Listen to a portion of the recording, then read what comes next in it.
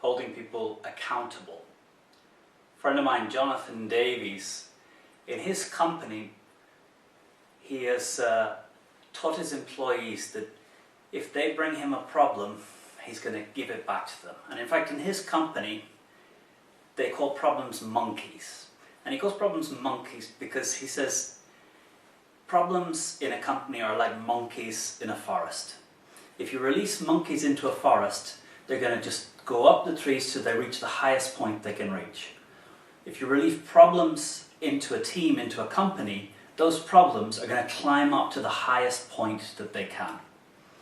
One of your big challenges as a leader in a company is to make sure that those problems stay at the level, the lowest level that can reasonably deal with those problems. Because otherwise you're going to have a swamp of problems coming to you. So beginning to push down accountability for problems and push down the challenge that if someone has a problem, they have a go at it first.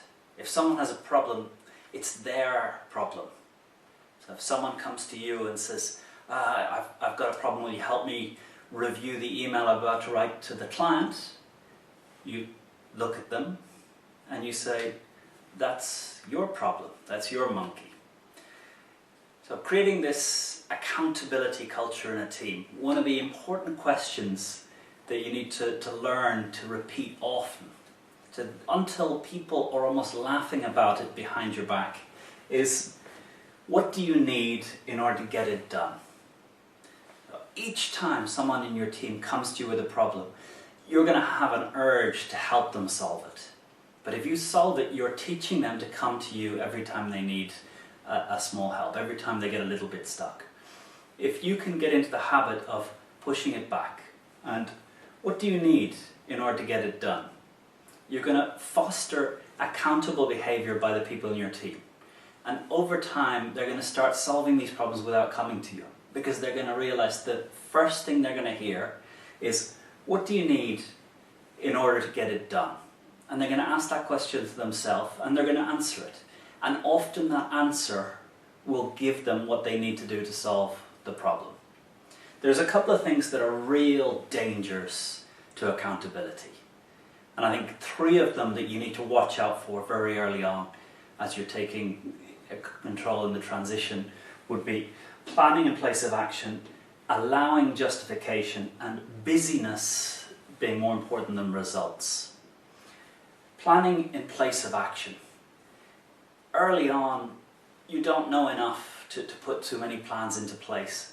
So action, the team will already have some idea of what to do. You need to make sure that they're taking falling forward risks, they're taking on things, they're trying things, and you're using this to learn. Because the plans, you can talk about them, you can have some ideas, but there's no real need to have very complex plans in place until you've had some action, you've seen where that action works. So making sure that planning is never an excuse for taking the next right step. Second, when things aren't happening right, if you allow any justification, any excuses that don't allow the person to take full responsibility for going back out there and doing what it takes to get it done, you're going to create a culture in which accountability is not 100%. And if there's the smallest gap, people are going to find their way to pass that problem over the fence. So being very careful that you shut down any attempts at justifying and put it back to, what are we learning? What can we take from this? And the key question, what do you need in order to get it done? The final thing is busyness over results. And you can hear busyness, a culture of business, in the language that people use. I've got so much work to do, I'm overwhelmed. This is a culture where busyness is shown as a badge of people being very busy, but often it's an excuse for not achieving results. In cultures where results are more important than level of activity, you don't see people being very busy. You see them taking the time to enjoy their lunch, taking the time to enjoy coffee, because they know that busyness is not an excuse if they're not getting the results. Any sales force, it's very often not the busiest salesperson that's achieving the biggest results. It's the people who understand what are the activities that they focus on that lead to the results. And they're not busy with a whole set of activities that aren't leading to that result.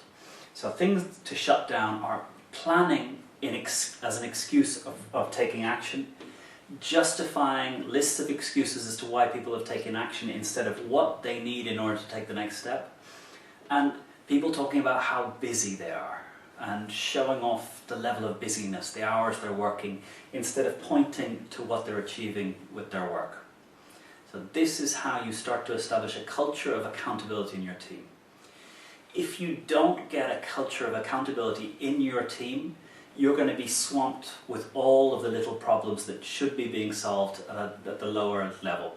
And it's going to limit your capacity to do the leadership work. The work of a leader is to help your people to be more successful.